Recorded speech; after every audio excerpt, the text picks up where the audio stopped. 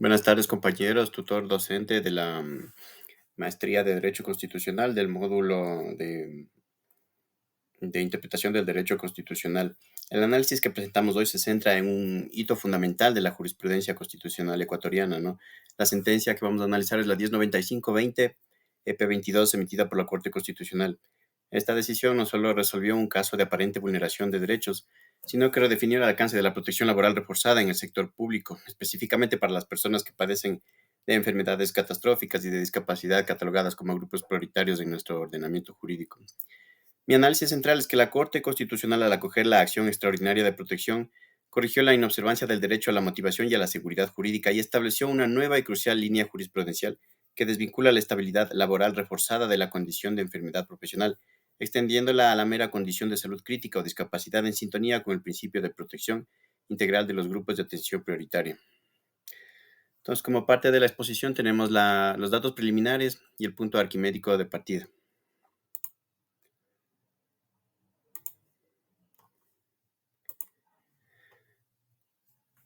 Tenemos el tema central, que es la protección laboral reforzada de las personas, ¿no?, que padecen de enfermedades catastróficas. El objeto de la sentencia vendría a ser determinar si la sentencia de instancia vulneraron el derecho al debido proceso, que viene a ser la motivación, y a la seguridad jurídica, y si existió vulneración del derecho a la protección especial y reforzada en el ámbito laboral del accionante.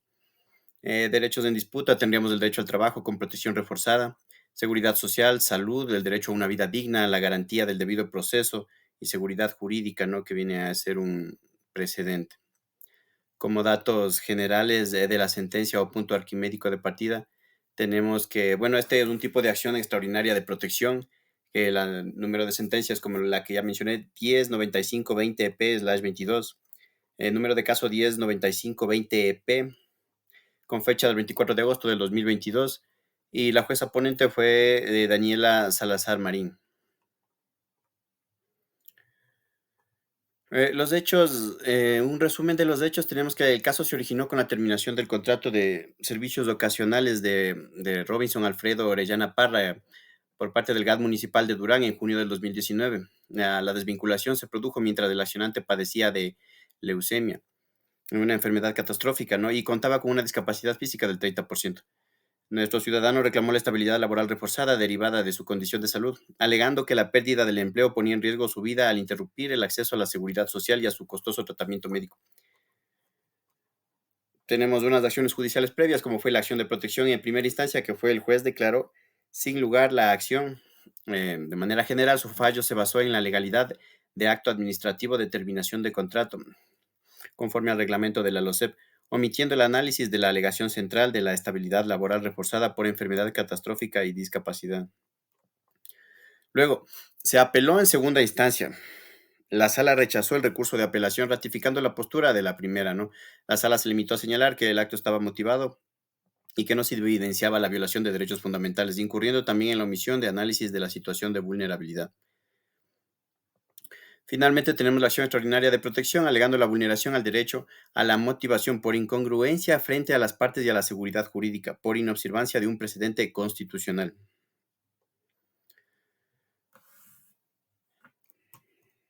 Entonces, tenemos, continuando con nuestro análisis, tenemos los métodos de interpretación constitucional.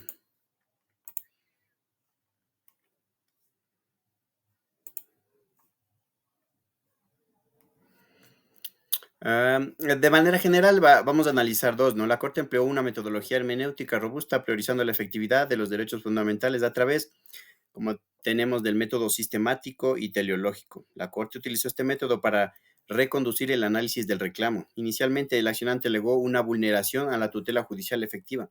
Sin embargo, la Corte recondujo el estudio hacia una garantía más específica y desarrollada del debido proceso en la garantía de motivación.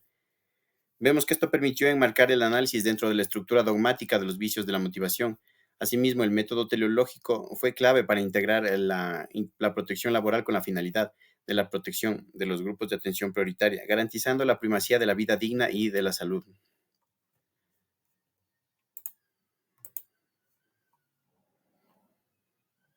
Tenemos que dentro de este método se usó el uso de la doctrina judicial y conceptual, aplicando para utilizar la doctrina de la estabilidad laboral reforzada y expandir su alcance desvinculándola de la necesidad de que la enfermedad tenga su origen excepcional. Tenemos una mezcla del sistema, del método sistemático y teleológico, ¿no? Eh, Usado para el análisis del derecho en la tutela judicial específica al,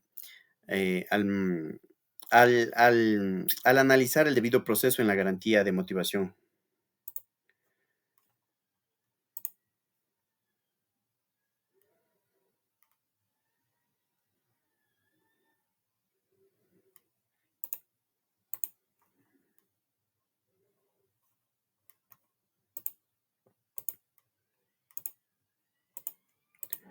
Esperemos una que se me cortó. A ver, todo esto.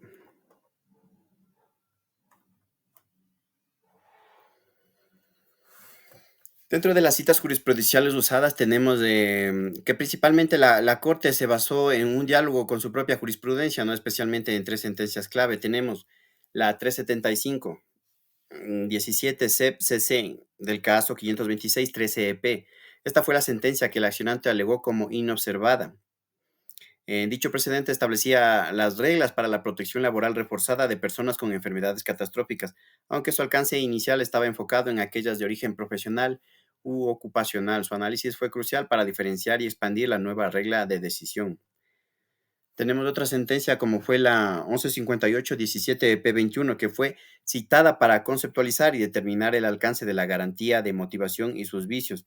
La Corte la usó para justificar la existencia de un vicio de incongruencia frente a las partes en los fallos de instancia, pues los jueces omitieron abordar el argumento decisivo de la estabilidad laboral reforzada.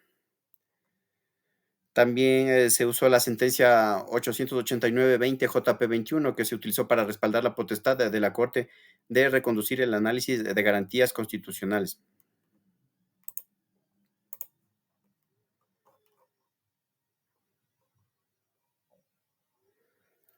Dentro de las citas jurisprudenciales, en mi ficha yo le puse que dentro de las que son por su forma, le puse una analogía estricta que el accionante intentó usar la sentencia, la que le mencioné, las 375-17 CEP, pero la Corte se dedicó a distinguirla. Es decir, se mencionó que los hechos no son idénticos, por lo que la regla anterior no se la aplicó a rajatabla, ¿no? Tenemos una interpretación a la analogía estricta.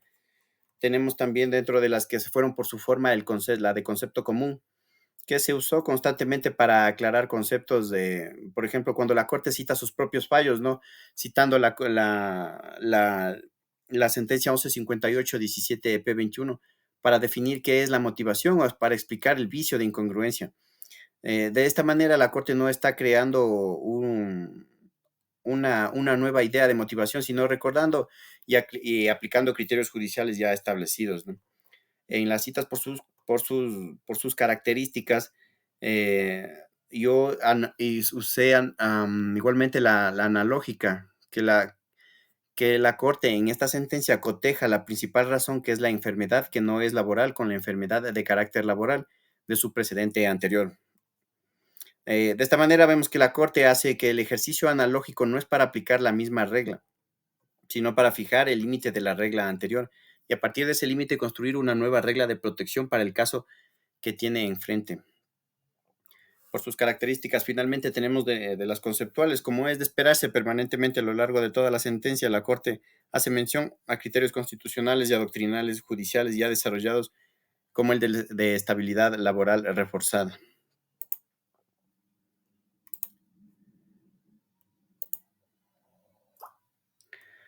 Entonces entramos al precedente constitucional.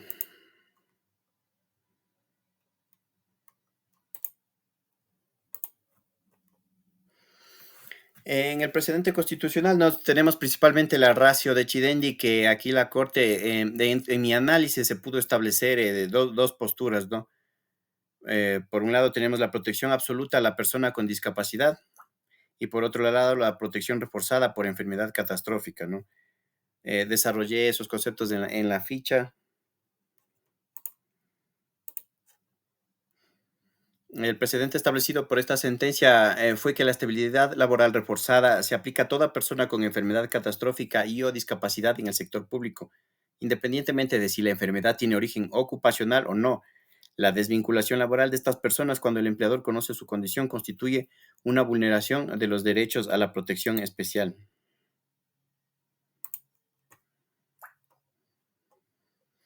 Tenemos que la Corte dictaminó que la estabilidad laboral reforzada se extiende y aplica a toda persona que goce de la condición o grupo de atención prioritaria por padecer de una enfermedad catastrófica o por tener una discapacidad, independientemente de si dicha enfermedad o discapacidad tiene un origen ocupacional o profesional.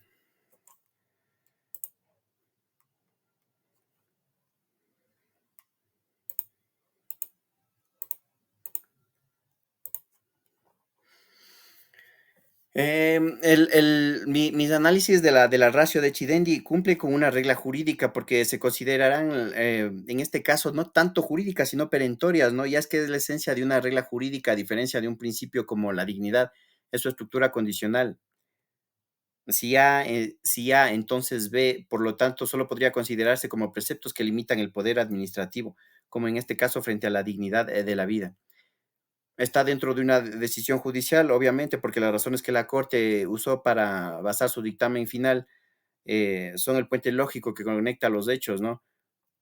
Que ordenó la restitución del puesto y el pago de haberes laborales. Dentro de los requisitos del precedente tenemos que resuelve el problema, claro que lo resuelve porque resuelve una colisión entre el reglamento y la constitución en el sector público ecuatoriano. El uso y el abuso de este tipo de contratos que son ocasionales es una fuente constante de precariedad. En este caso, la administración pública usaba el reglamento de la LOCEP para terminar estos contratos a voluntad, resolviendo que la vida predomina sobre una reglamentación de carácter administrativo. Bueno, mm, tiene vinculatoriedad, eso ya claro que la tiene, lo desarrolló en la ficha, innova el derecho. Esto la innovación, según nuestro análisis, es profunda, especialmente en la regla 2 mencionada anteriormente, al extender la protección por enfermedad catastrófica no ocupacional. La Corte se desprende de la necesidad de que la enfermedad haya sido causada por el trabajo para activar la estabilidad laboral y ese es un progreso en el derecho ecuatoriano de la protección a la dignidad de las personas, ¿no? Por eso es una innovación al derecho.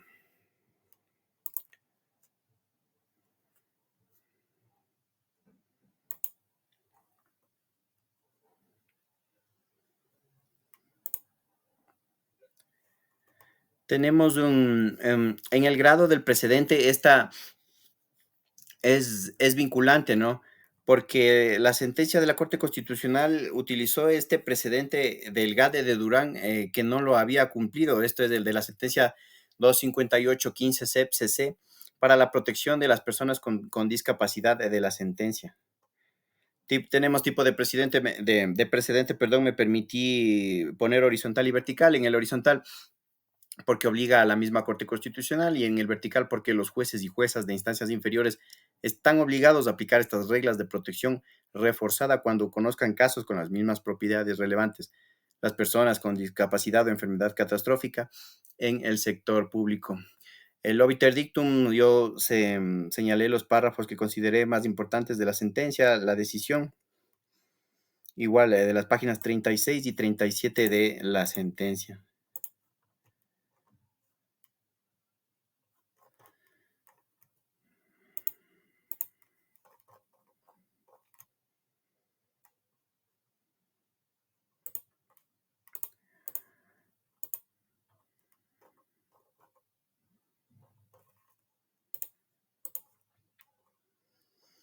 Eh, Bien, continuamos con las líneas jurisprudenciales.